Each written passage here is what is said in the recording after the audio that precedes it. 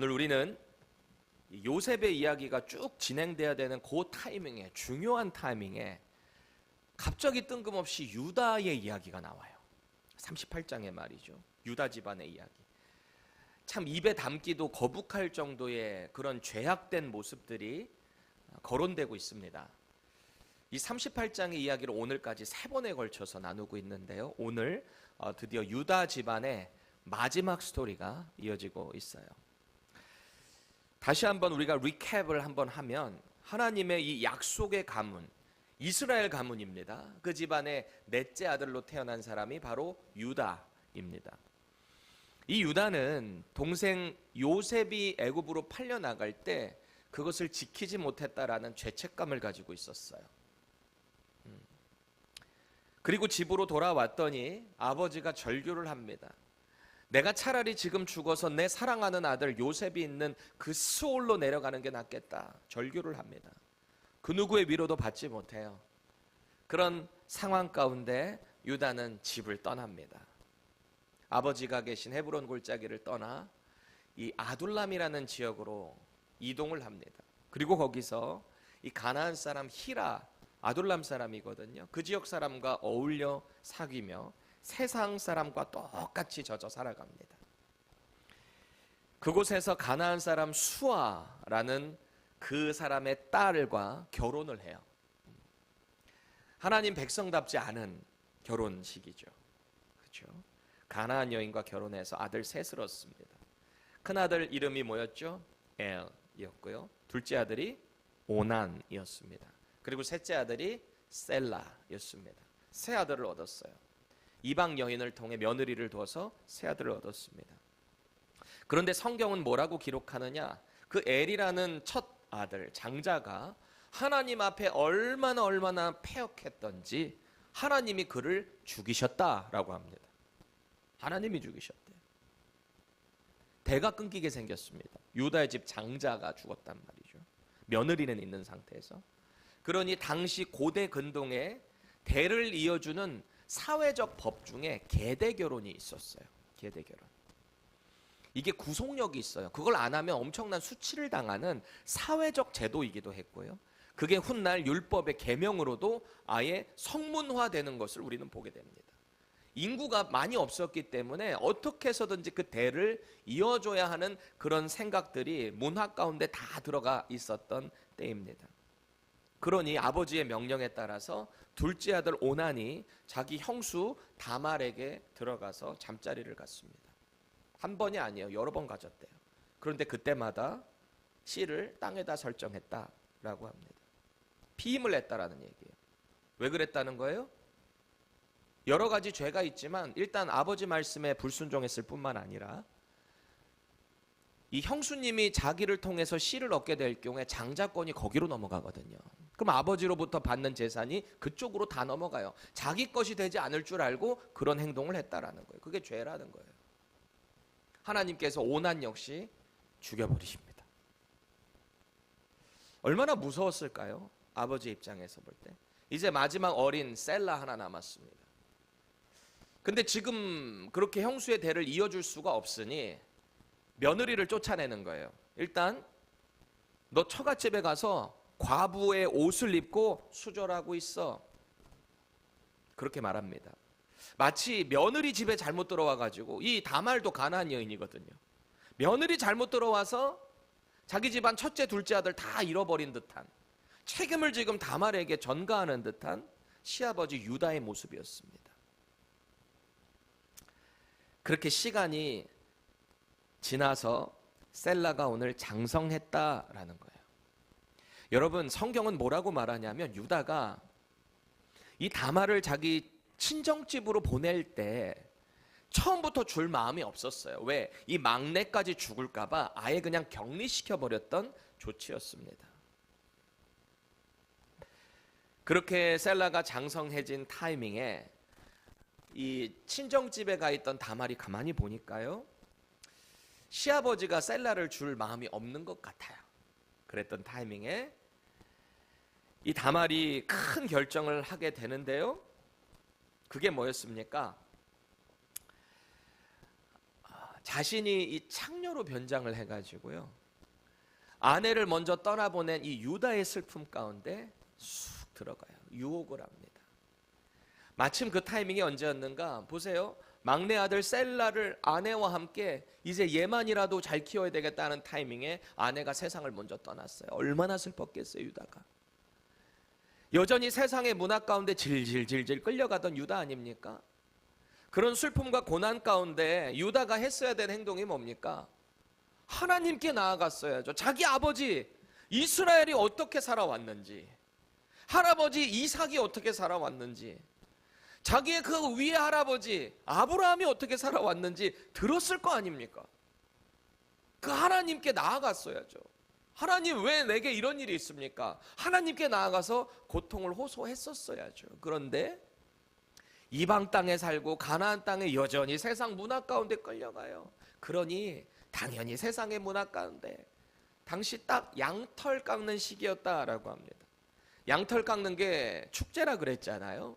다 유목민들이에요. 가축들을 키운단 말이에요. 양들이 자라게 되면 그 털을 깎는 게 이제 재산을 더 확장시키는 순간입니다. 그걸로 돈벌이가 되는 거잖아요. 그런데 양이 한두 마리겠습니까? 그러니까 많은 인부들을 쓰겠죠. 그럼 그 사람들 먹을 음식이 필요하잖아요. 그러니까 많은 고기, 술 같은 것들로 쫙 진열을 해놓는단 말이에요. 마침 아내도 죽었어요. 양털 깎는 축제예요. 그곳에서 세상 문화 가운데 질질질질 끌려가다가 정신을 못 차려요, 유다가. 그런 타이밍에 마침 이거를 알고 있었던 이 며느리 다말이 과부의 의복을 벗어버리고요, 마치 이렇게 너울을 둘러싸서 당시에 이 신전 창기들이 대개 그런 일들을 했거든요. 그리고 우리가 라합 잘 알죠? 여리고성의 창기였잖아요. 기생이었잖아요. 보통 당시의 창기들은 다 표시가 나요. 그리고 자기 집도 갖고 있어요. 그 방도 갖고 있단 말이에요. 그거를 딱 보는 순간 유다가 정신이 나간 거죠. 그 슬픔을 이 창녀와 다 풀어버리려고 합니다. 그 상황에서 창녀가 뭐를 말해요? 당신 나에게 뭘 줄 수 있습니까? 유다가 뭐라 그랬어요? 우리 지난 시간에 내 가축 중에 이 새끼 염소 한 마리 줄게, 그렇게 합니다. 근데 당장 못 주니까 담보를 주시오, 그럽니다. 그 담보가 뭐였어요? 족장의 신분을 상징하는, 그 권위를 상징하는 도장, 그리고 허리끈, 지팡이를 맡깁니다. 이걸 맡겨요. 이게 지금으로 따지면 우리의 그 아이디 카드를 맡긴 것과 같은 그런 개념입니다. 사실 이 다말에게 염소 새끼는 필요하지 않아요. 지금 의도적으로 여기 왔거든요. 뭐 하겠다고? 씨를 잇겠다고. 유다 집안의 대를 잇겠다고 지금 여기에 왔던 거거든요. 계획대로 다말은 입에 담기도 불편한 시아버지와 근친상간을 하게 됩니다. 숨긴 상태에서. 그렇게 대를 잇는데 성공해요. 임신한 상태여서 시아버지 유다로부터 그때 받았던 담보물 3개를 계속 간직하고 있었던 거예요. 그리고 오늘 본문이 시작되고 있거든요. 3개월이 지났다라는 겁니다. 보통 임신한 지 3개월이 지나면 입덧을 하든지 뭔가 몸에 변화가 생겨요. 그래서 더 이상 숨기지 못하는 상황이 될 수 있거든요. 물론 사람마다 다를 수는 있겠지만 아무래도 이 다말은 뭔가 변화가 있었던 것 같아요. 그리고 당시의 과부들은 일반적으로 몸에 이렇게 베일을 쓰고 과부의 신분으로 수절을 한다라는 것은 일반 다른 사람들과 접촉을 금합니다. 대개 많이 하지 않습니다.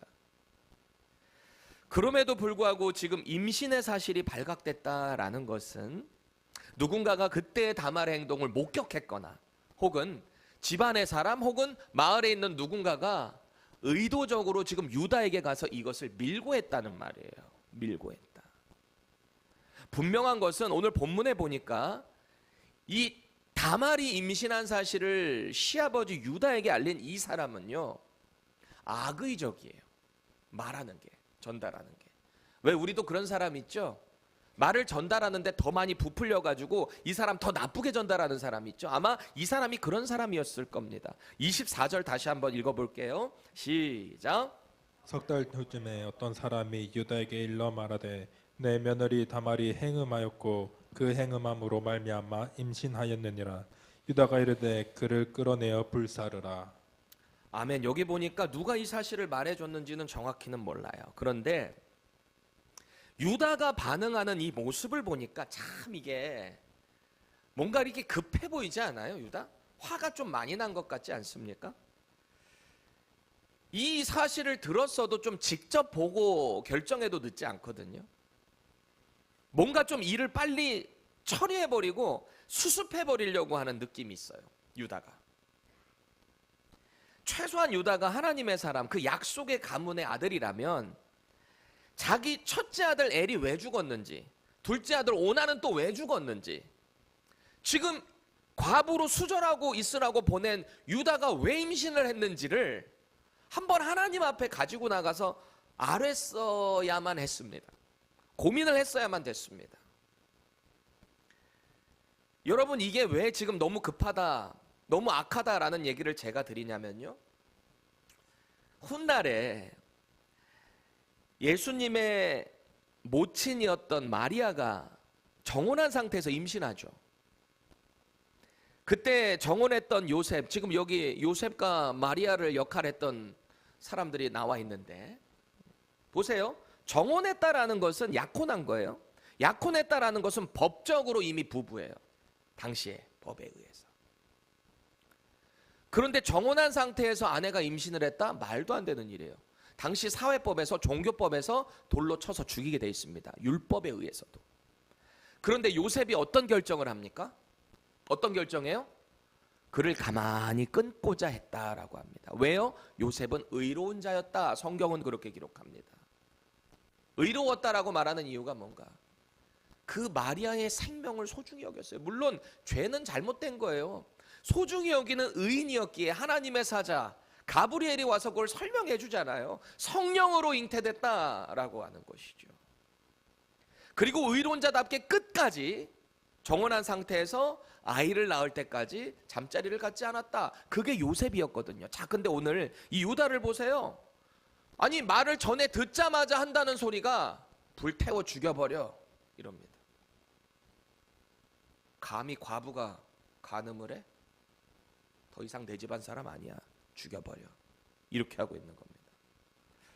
마치 자기 아들들의 죽음이 이 다말 때문에 일어난 것이다, 마침표를 찍고 있는 듯한 모습이에요, 그 행동이 말이죠. 자기의 실수, 자기의 모든 약한 죄성을 다 지금 이 다말에게 뒤집어 씌우는 유다의 아주 무책임하고 연약한 죄성을 우리는 보게 됩니다. 저는 이 모습을 보는데 마치 사탄이요, 메시아가 이 땅에 나오지 못하게 하려고 부단히 애를 쓰고 있는 모습을 보게 됩니다. 훗날에 이 바로에 의해서도 막 아이들 막 죽어나고 장자들도 막 그렇게 죽어나고, 나중에 예수님 시대 때도 헤롯 대왕이 해서 2살 밑에 애들 다 죽여버리잖아요. 어떻게든 사탄은 예수님 못 태어나게 하려고 부단히 애를 쓰지만, 하나님은 인간의 연약함, 수많은 위협 가운데서도 당신의 아들을 이 땅에 나게 하신다. 그게 하나님이에요. 그게 하나님의 구원 계획이다라는 겁니다. 사탄이요, 지금 이 유다에게 밀고 하는 이 사람의 그 밀고를 통해서 어떻게 말을 뽀풀리는지 보세요.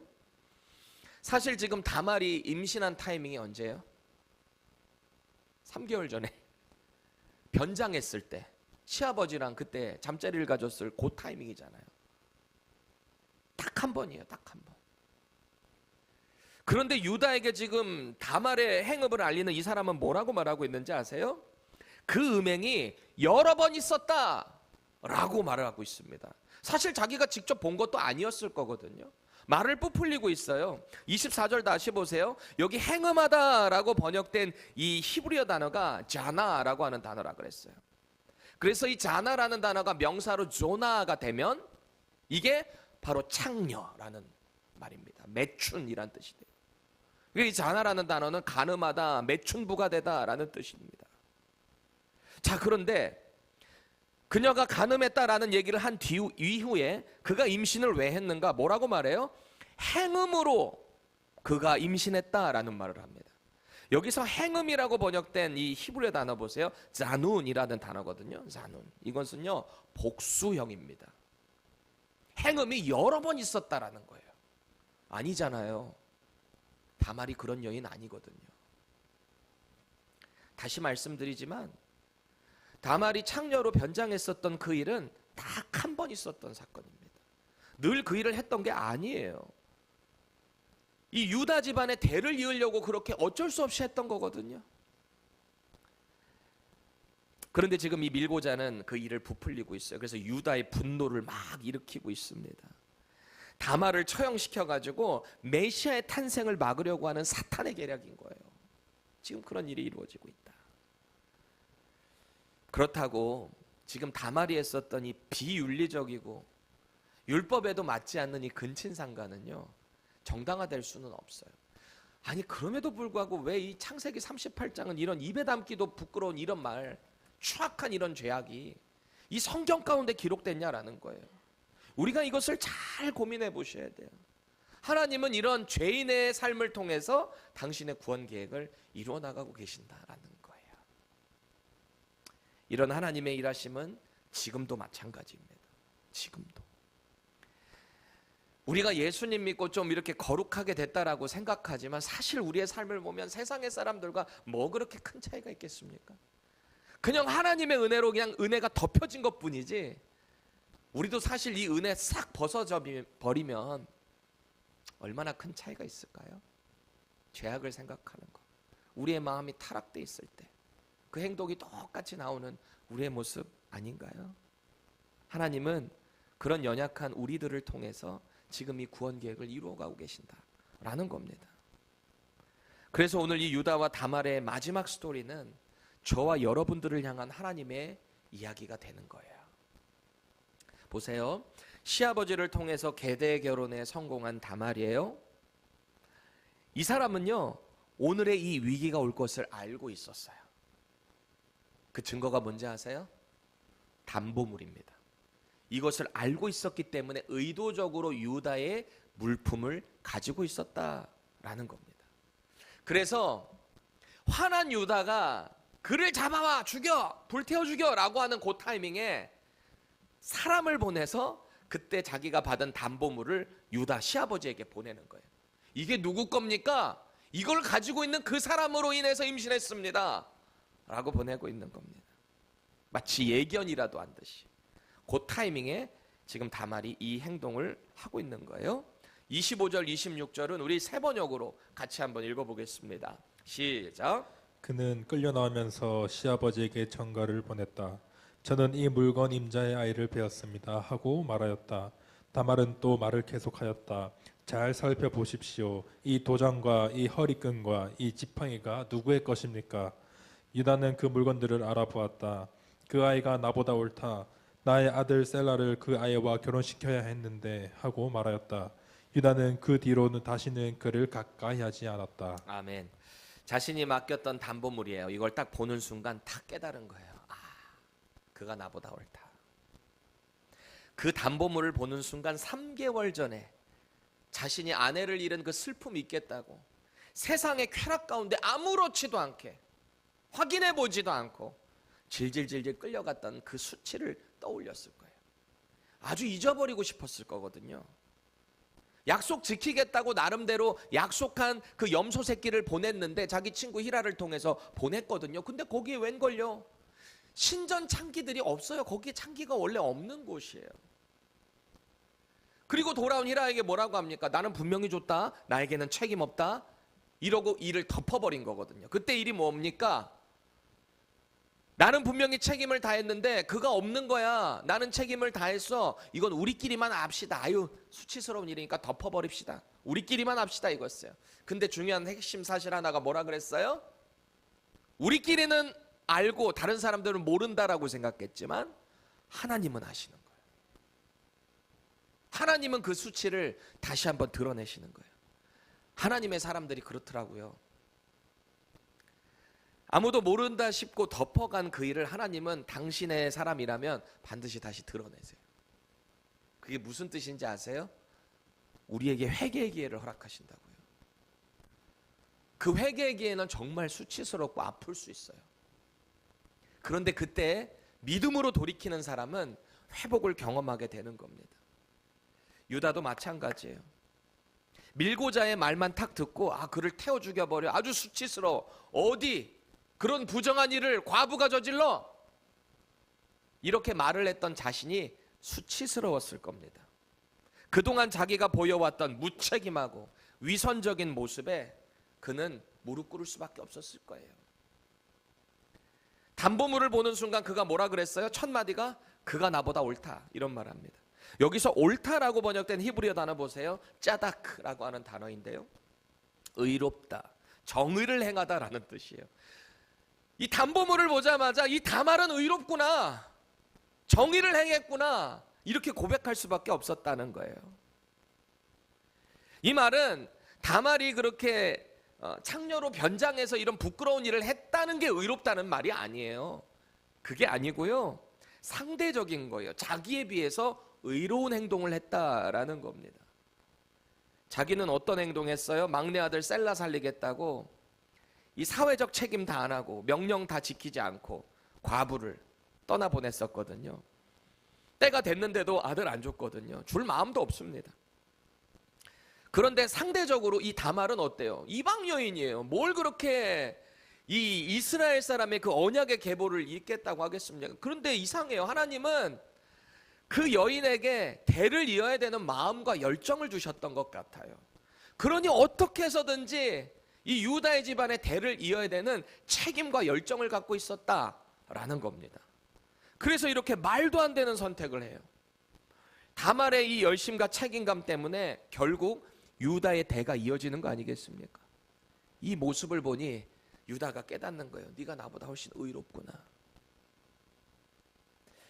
며느리의 그 의로움을 깨닫게 된 이후에 그가 하는 행동을 한번 보세요. 오늘 유다가 어떤 행동하는지 보세요. 자신이 행했던 그 불의를 그 공동체 앞에서 고백하고 있습니다. 공동체 앞에서. 26절 다시 보세요. 그 물품을 알아봤다는 말이 뭔가? 더 이상 자신의 불의를 숨기지 않겠다라는 거예요. 알아본 순간 그것을 실토할 수밖에 없었다라는 겁니다. 그런데 여러분 반대로 한번 생각해 보세요. 유다가 여전히 죄 가운데 이 양심이 무뎌졌다면 어땠을까요? 자신의 그 물품을 봐도 그게 뭐야? 나 모르는 건데 이렇게 덮어버릴 수도 있거든요. 그렇잖아요? 근데 유다는 그렇게 하지 않았어요. 굳이 사람들 앞에서 그거 내 거야, 고백을 했다는 거예요. 다말이 나보다 옳아, 인정을 했다라는 겁니다. 이거 엄청난 수치입니다. 그렇죠? 근친상간했다는 그 수치를 그 사회 가운데 그거 어떻게 감당해내겠습니까? 그렇죠? 그런데 유다는 더 이상 자신의 죄를 숨기지 않습니다. 며느리 다말에게 집으로 돌아가서 수절하고 있어, 과부로 살아, 기다려 라고 해놓고 자기는 정작 음란한 짓을 했잖아요. 간음을 저질러 버렸잖아요. 그렇죠? 그것을 공동체 앞에서 실토하고 있는 겁니다. 자백하고 있는 겁니다. 그렇게 유다는 오늘 그동안 방황했던 삶에 전환점을 맞이하고 있는 것 같아요. 회개라는 게 그래요. 세상에 있다가 하나님께로 방향을 돌이키는 게 회개잖아요. 지금 유다가 그렇게 하고 있는 것 같아요. 영적인 회복을 경험한 유다는 오늘 본문에 보니까 더 이상 다말, 며느리를 가까이 하지 않았다라고 합니다. 여기서 가까이 하다라는 말 자체가 야다, 히브리어 야다, 성관계를 갖지 않았다는 말이에요. 더 이상 근친상간의 죄를 하지 않았다라는 말입니다. 돌이켰다라는 말이에요. 그렇죠? 훗날에 창세기 44장에 가보면 요셉이 자기 형들을 이제 애굽에서 만나잖아요. 총리가 된 자격에서. 그 형들을 시험할 때 막내 베냐민, 자기 진짜 엄마 라헬의 친동생이거든요. 자기 친동생 하나밖에 없잖아요. 그 베냐민을 보고 싶어가지고 여기를 담보로 잡잖아요. 그때 이 막내 베냐민 지키겠다고 차라리 나를 노예로 삼아주세요 라고 하는 장본인이 누구예요? 바로 유다입니다. 그의 삶이 달라지는 거예요. 변화를 맞이했다라는 겁니다. 여러분, 저와 여러분들은 다 우리의 삶 속에서 실수할 수 있어요. 아주 수치스러운 죄를 지을 수도 있습니다. 있어요. 그렇다고 제가 실수를 아무렇지도 않게 여기라라고 하는 게 아닙니다. 이걸 허용해 주는 이야기가 아니에요. 부단히 애를 써야죠. 죄를 짓지 않도록 몸부림을 치셔야죠. 그래야죠. 그럼에도 불구하고 우리가 죄를 짓게 됐을 때 그때는 어떻게 해야 할까요? 그 죄가 발각이 되잖아요. 우리가 해야 할 행동은 뭔가 거룩한 회복을 위한 용서를 구해야 하는 거예요. 여기에는 용기가 필요해요. 가만히 보면 그 용기도 하나님이 주시더라고요. 그 기회를 주셨다는 말은 하나님이 다시 내 사람으로 쓰시겠다는 증거입니다. 하나님은 당신의 백성들을 당신의 그 완전한 거룩성에 가까이 오기를 원하세요. 그럼에도 불구하고 우리 인간은 약하잖아요. 죄를 많이 짓잖아요. 말도 안 되는 실수 저지를 때 많잖아요. 이건 목회자를 비롯한 모두가 마찬가지예요. 그러니 우리가 부단히 성령 충만하기 위해서 애를 써야 하는 거죠. 성령이 내 안에 들어오셔서 내 마음을 통치하셔야 죄에 대한 유혹이 자꾸 멀어지기 시작하는 거예요. 그래도 제가 새벽에 또 말씀드렸잖아요. 그럼 우리 안에 성령이 계시기만 하면 죄의 생각이 전혀 안 나는가? 그렇지는 또 않더라고요. 왜일까요? 성령 충만하면 충만할수록 사탄은 우리를 가만두지 않습니다. 더 많은 유혹을 가지고 옵니다. 그래서 우리는 그럴수록 더 성령님을 의지하는 거예요. 성령님이 우리를 죄로부터 이기게 하실 것입니다. 우리는 이걸 믿어야 돼요. 넘어질 때마다 회개하고 자기의 연약함을 인정하는 사람은요, 하나님께서 그 사람을 통해 당신의 구원 계획을 이루어 가신다는 거예요. 우리가 이걸 꼭 믿어야 돼요. 내가 뭐 대단해서 내가 정말 거룩하고 의로워서 하나님이 나를 미쁘게 보시는 게 아니에요. 예수님이 나의 죄 때문에 죽으셨다. 과거와 현재와 미래의 모든 내가 구원받지 못할 그 죄를 위해서 십자가에서 죽으셨다라는 걸 믿는 순간 우리는 바로 예수 그리스도의 의로운 옷을 입는다.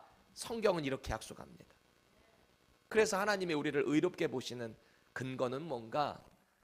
예수님을 믿는 순간 예수 그리스도의 그 보배로운 피가 우리 머리부터 발끝까지 의로운 옷으로 덮고 있기 때문에 우리를 보고 그래 네가 내 아들을 믿는구나. 내가 너를 의롭다고 칭해 줄게.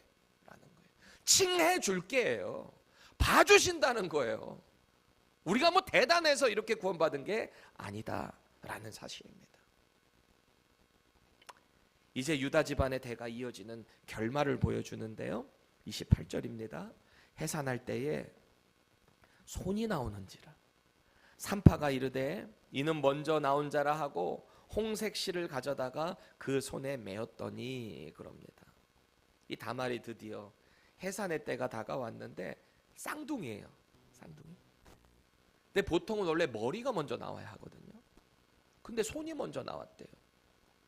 자리를 잘못 잡았다는 이야기거든요. 이러면 아이도 위험하고 산모도 위험할 수 있는 거거든요.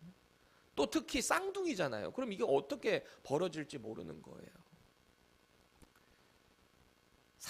스트레스도 많이 받았을 테고 또 부적절한 관계로 아이를 가진 그 상태에서 얼마나 다말은 또 불안했을까요? 손이 딱 나왔을 때 산파가 이 손에다가 홍색 실을 딱 이렇게 묶어줍니다. 왜일까요? 쌍둥이죠. 누가 먼저 나왔는지를 구별하기 위해서 그래요. 먼저 나온 사람이 장자가 되는 거거든요. 고대 근동에서 장자는 아버지의 모든 것을 다 이어받는 엄청난 권력을 갖고 있다라는 겁니다. 오죽하면 야곱이 자기 형 속여 먹어가지고 그 장자권 뺏어갔겠어요. 그만큼 중요한 복이었다는 거죠. 그래서 이 첫 아들 셀라가 나왔을 때 이 손에다가 홍색 실을 갑니다. 근데 이 손이 쑥 들어가더니 두 번째 있는 동생 이 베레스가 팍 나온 거예요. 먼저 나온 거예요.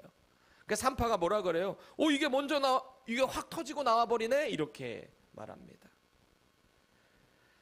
그래서 이 히브리어로 이 터짐, 파열, 터졌다, 파열돼서 나왔다라는 말이 페레스라고 하는 히브리어 단어가 있어요. 그 뜻을 그대로 인용해서 이름을 베레스라고 지은 거예요. 먼저 터져 나왔다. 분명히 세라의 손이 먼저 나왔지만 결국 몸 전체가 나와서 장자가 된 사람은 누구다? 베레스다. 오늘 유다의 대를 잇는 이 이야기는요, 단순한 출생 기록이 아니에요. 와, 이거 신기하다. 어떻게 이렇게 나왔냐. 이것만 보고 끝나라는 이야기 아니에요. 하나님 말씀이잖아요. 분명한 구원에 대한 구속사적인 메시지가 있을 것 아니겠습니까? 창세기 전체를 우리가 볼 수 있어야 돼요. 아니, 성경 전체를 볼 수 있어야 되는데요. 이 장자를 통해서 혹은 하나님께서 선택한 사람을 통해서 메시아의 구원 계획이 연결되는 이 스토리는 다 하나님의 주권 가운데 있어요.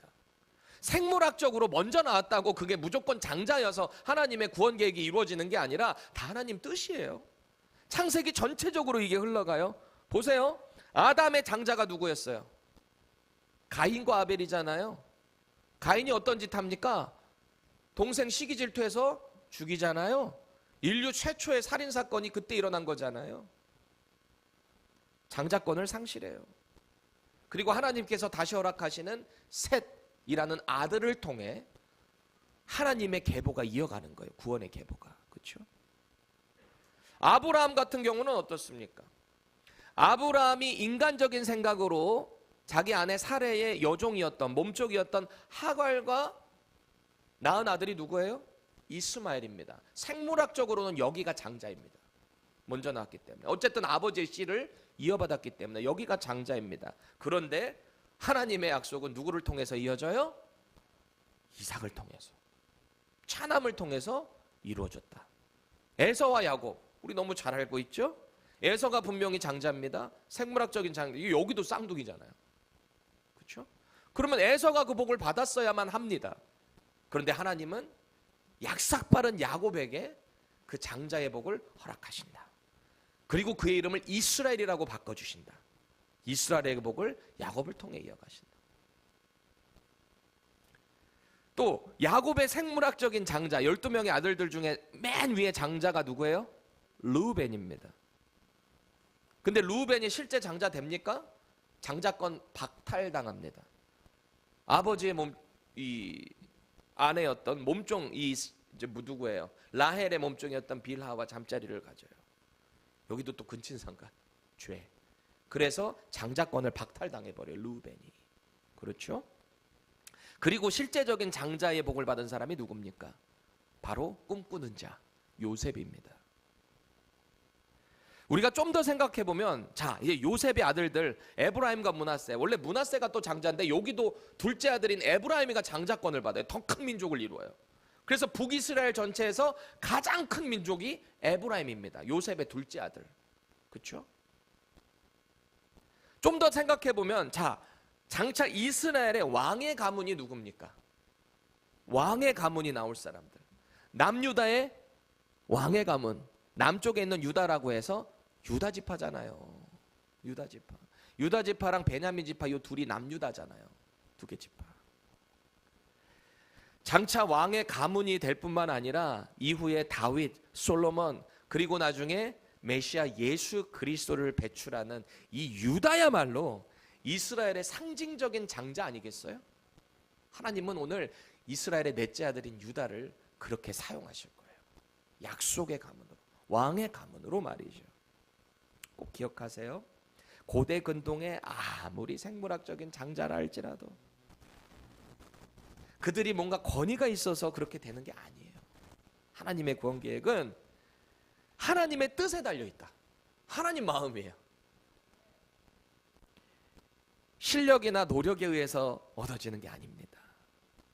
마찬가지로 우리가 받은 이 구원이라는 것도 우리가 노력해서 애써서 얻어지는 게 아니다. 하나님의 주권에 달려 있습니다. 그래서 이것이 은혜예요. 우리가 결코 이룰 수 없는 것. 그래서 우리는 은혜라고 합니다. 오늘 우리는 이 말씀 가운데 세 가지 진리를 좀 발견하면 좋겠어요.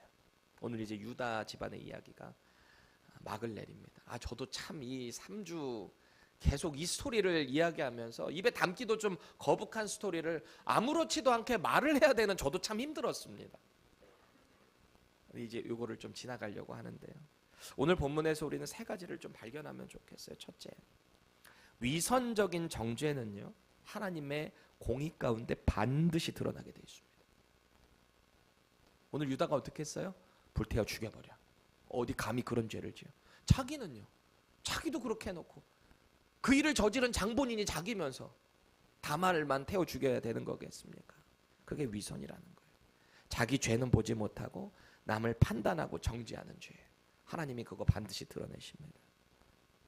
이거는 지금 말씀을 가르치는 저부터 시작해서 목회자들, 모든 성도들에게도 다 마찬가지예요. 여러분들 다 왕같은 제사장이거든요. 목회자들만 뭐라고 하지 마세요. 여러분들도 왕같은 제사장이에요. 여러분들도 이 세상 가운데 리더십으로 하나님이 부르셨다는 거예요. 다 예수님의 제자잖아요.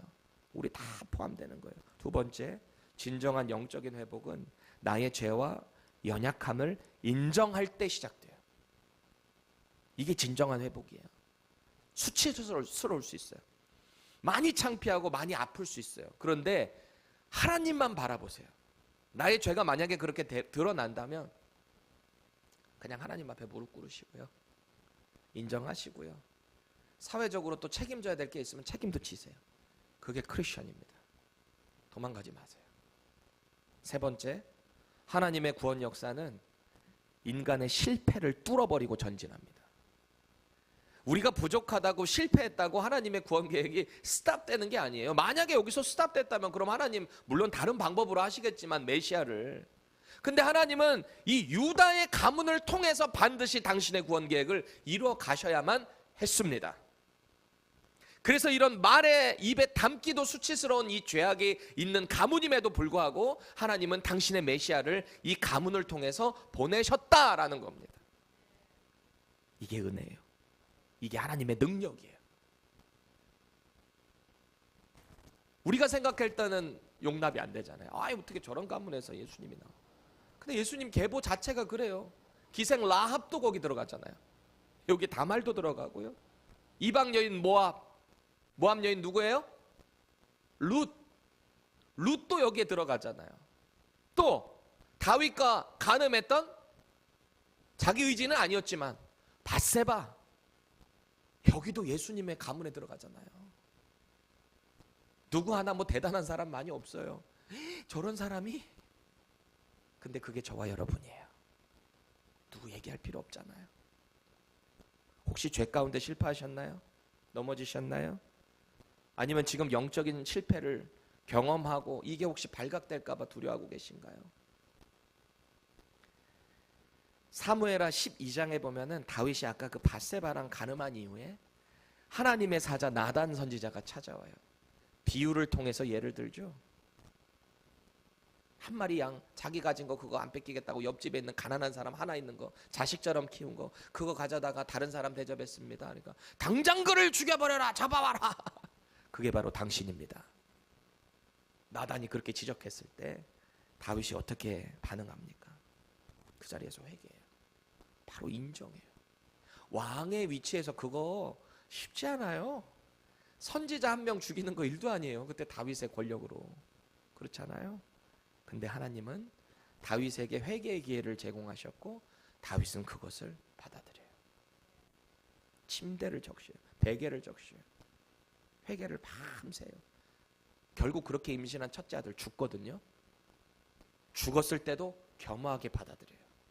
금식하고 밥 안 먹고 있다가 죽었다는 소식 듣고 밥을 차리고 먹어요.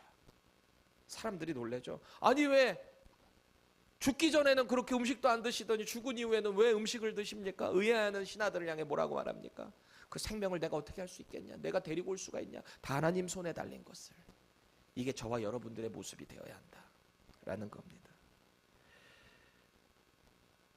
아무도 모른다고 여기는 그 죄, 우리 그것마저도 하나님께 다 내려놓자고요. 기도하시자고요. 우리 이따 이제 기도할 거잖아요. 관계가 형성돼야 돼요. 하나님과 나의 관계. 그 관계가 깊이 형성될수록 우리는 성령 충만할 수 있어요. 성령님은 인격적이시거든요.